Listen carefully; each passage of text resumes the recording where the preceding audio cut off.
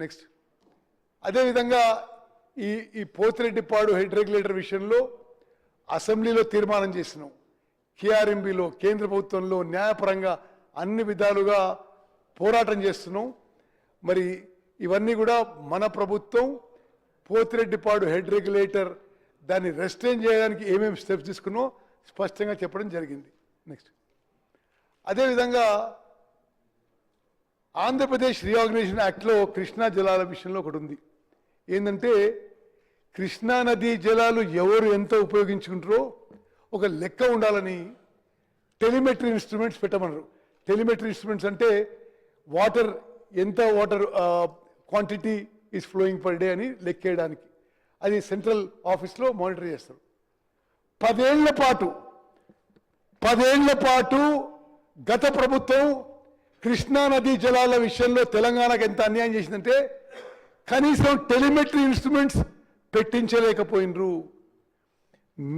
కాంగ్రెస్ ప్రభుత్వం వచ్చిన తర్వాత మేము కేంద్ర ప్రభుత్వంతో కేఆర్ఎంబీతో పట్టుబట్టి ఆంధ్రప్రదేశ్ ప్రభుత్వం ఈ టెలిమెట్రీ ఇన్స్ట్రుమెంట్స్కి వాళ్ళు ఇవ్వాల్సిన బడ్జెట్ వాళ్ళు ఇవ్వకున్నా మేం బడ్జెట్ ఇస్తాం, వాళ్ళ సైడ్ టెలిమెట్రీ ఇన్స్ట్రుమెంట్స్ పెట్టడానికి కూడా మేం బడ్జెట్ ఇస్తామని చెప్పి కొంత అమౌంట్ ఇవ్వడం జరిగింది. ఇంకొంత మరి ఎంతైతే అంత ఖర్చు పెడదామని చెప్పి కూడా స్పష్టంగా చెప్పినాం. నెక్స్ట్ అదేవిధంగా ఇప్పుడు మనం బీఆర్ఎస్ నాయకులు ఈ గోదావరి నదీ జలాలు అక్రమంగా తరలించే ప్రాజెక్టులు చేస్తే ఈ తెలంగాణలో కాంగ్రెస్ ప్రభుత్వం పెద్ద మనుషులు పట్టించుకోవడం లేదు, నిర్లక్ష్యమని రకరకాల ఆరోపణలు చేస్తున్నారు. స్పష్టంగా శాసనసభ రికార్డుగానే మనం చేస్తున్నా ఆనాడు వైఎస్ జగన్మోహన్ రెడ్డి గారు ఆంధ్రప్రదేశ్ ముఖ్యమంత్రిగా, కల్వకుంట్ల చంద్రశేఖరరావు గారు తెలంగాణ ముఖ్యమంత్రిగా పలు సమావేశాలు ప్రజాభవన్లో చేసి ఆంధ్రాకి లాభమయ్యే విధంగా, ఆంధ్రాకి మేలు జరిగే విధంగా చర్చలు కొనసాగిందని చెప్పి నేను మనవి చేస్తున్నా. ఇప్పుడేమో బీఆర్ఎస్ పెద్ద మనుషులు ఆంధ్రప్రదేశ్ అక్రమంగా నీళ్లు తరలించకపోతుంది ఈ ప్రభుత్వం ఏం చేసిన ఆరోపణ చేస్తారు. ఆనాడు స్వయాన ముఖ్యమంత్రి కేసీఆర్ గారు గోదావరి జలాలని రాయలసీమ తీసుకుపోయి రత్నాలసీమ చేస్తా అని చెప్పిండు. అనేక సందర్భాల్లో శాసనసభలో చెప్పిండు. అక్కడికి రాయలసీమ పోయి మరి అక్కడ శాసనసభ్యురాలు రోజా ఎట్లా చెప్పిండు. మరి మీ అందరికి తెలిసిన విషయం, గోదావరి నదీ జలాల విషయంలో మన ప్రభుత్వం వచ్చిన తర్వాత కేంద్ర ప్రభుత్వంపై న్యాయపరంగా పోరాటం చేసి ఒక్క చుక్క నీళ్లు కూడా తెలంగాణకి రావాల్సిన విషయంలో తెలంగాణ నీటి హక్కుల్లో ఎక్కడా పోనీకుండా చేసింది మనమని చెప్పి నేను మనం చేస్తున్నాం. నెక్స్ట్ ఇవన్నీ ఇప్పుడు ఆ రోజు వాళ్ళు సమావేశాలు పెట్టుకొని ఆంధ్ర తెలంగాణ వేరు కాదు, బేసిన్లు లేవు, బేసిజాలు లేవు, ఇంకా ఎన్నెన్నో ఉన్నాయి ఇటువంటివి.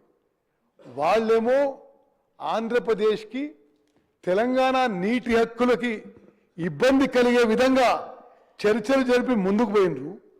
మేమేమో అన్నీ ఆపిస్తున్నాం. ఇప్పుడు ఆపిస్తుంటే అసత్య ప్రచారాలు, ఒక ఫాల్స్ నెరేటివ్ బీఆర్ఎస్ పార్టీ పెద్ద మనుషులు ప్రజల్లోకి తీసుకుపోతున్న విషయం యావత్ తెలంగాణ ప్రజానీకాన్ని గుర్తుపెట్టుకోవాలని చెప్పి మనం చేస్తాం. నెక్స్ట్ ఇది ఉదాహరణకి ఒక ఉదాహరణ ఇస్తా. Rayalaseema lift irrigation scheme 3 TMC per day, అంటే ప్రతిరోజు 3 TMCలు శ్రీశైలంలో అబ్సల్యూట్ బాటమ్ నుంచి లిఫ్ట్ చేసే విధంగా గతంలో బీఆర్ఎస్ ప్రభుత్వంలో ప్లాన్ చేస్తే, అంటే శ్రీశైలం 797 లెవెల్ నుంచి ప్లాన్ చేస్తే కేంద్ర ప్రభుత్వము ఒక అపెక్స్ కౌన్సిల్ మీటింగ్ పిలిచింది. దాని మీద అపెక్స్ కౌన్సిల్ మీటింగ్ పిలిస్తే గత ముఖ్యమంత్రి కేసీఆర్ గారు ఆంధ్రప్రదేశ్ ఈ రాయలసీమ లిఫ్ట్ ఇరిగేషన్ స్కీమ్ కట్టుకోవడానికి దోహదపడే విధంగా వాళ్ళు పిలిచినప్పుడు ఇప్పుడు నేను రాలేను అని చెప్పి ఆ Rayalaseema lift irrigation scheme tenders పూర్తయినాక కొంతకాలం తర్వాత అపెక్స్ కౌన్సిల్ మీటింగ్ పోవడం జరిగింది. మనం తెలంగాణలో కాంగ్రెస్ ప్రభుత్వం వచ్చిన తర్వాతనే రాయలసీమ లిఫ్ట్ ఇరిగేషన్ స్కీమ్ పనులు ఆపించిందని చెప్పి కూడా నేను మనవి చేస్తున్నాను. నెక్స్ట్ సరే నెక్స్ట్ అదేవిధంగా రాయలసీమ లిఫ్ట్ ఇరిగేషన్ స్కీమ్లో నేను సరే టైం తక్కువ ఉందని I just skip some slides. ఇప్పుడు మన ఎఫర్ట్స్ వల్ల ఇప్పుడు రాయలసీమ లిఫ్ట్ ఇరిగేషన్ స్కీమ్ పనులు ఆపించినము. వద్దండి నెక్స్ట్ ఓకే. ఇప్పుడు ఈ ఫర్దర్ టర్మ్స్ ఆఫ్ రెఫరెన్స్ విషయంలో మనం బ్రిజేష్ ట్రిబ్యునల్ ముందు వాదనలు జరుగుతున్నాయి. ఆంధ్రప్రదేశ్ ఏమన్నదంటే ఆంధ్రప్రదేశ్ రీఆర్గనైజేషన్ యాక్ట్ సెక్షన్ 89 ప్రకారము బ్రిజేష్ ట్రిబ్యునల్ వాదనలు వినాలని చెప్పింది. మనమేం చెప్పినాం, section 3 of interstate river waters dispute act of 1956 దాని కింద వినాలని చెప్పినాం. అంటే ఈ సెక్షన్ 3 కింద వింటే తెలంగాణకి న్యాయం జరుగుతుంది. ఆంధ్రప్రదేశ్ తెలంగాణ వాదనలు విన్న తర్వాత ఈ బ్రిజేష్ ట్రిబ్యునల్ మన ఆర్గ్యుమెంట్స్ ఒప్పుకొని ఇప్పుడు justice Brijesh tribunal section 3 of interstate water disputes act ప్రకారం వాదనలు వింటున్న విషయం కూడా యావత్ తెలంగాణ ప్రజానీకం తెలియజేస్తున్నాం. నెక్స్ట్ అదేవిధంగా ఇప్పుడు మనం ఈ ఫైనల్ ఆర్గ్యుమెంట్స్లో కూడా సెక్షన్ 3 ప్రకారం ముందుకు పోవాలని చెప్పి ట్రిబ్యునల్ ముందు చెప్పినాం. మనం దాంట్లో కొంత సక్సెస్ అనే విషయం కూడా మనం చేస్తున్నాం. మనం ఇప్పుడు ఈ బ్రిజేష్ ట్రిబ్యునల్ శాశ్వతంగా తరతరాలు కృష్ణా వాటర్ డివిజన్లో ఒక జడ్జిమెంట్ ఇవ్వబోతుంది. కొన్ని నెలల్లో కృష్ణా వాటర్స్ మొత్తం 75% డిపెండబిలిటీ మీద 65% మీద అవైలబుల్ వాటర్ ఇవ్వబోతుంది.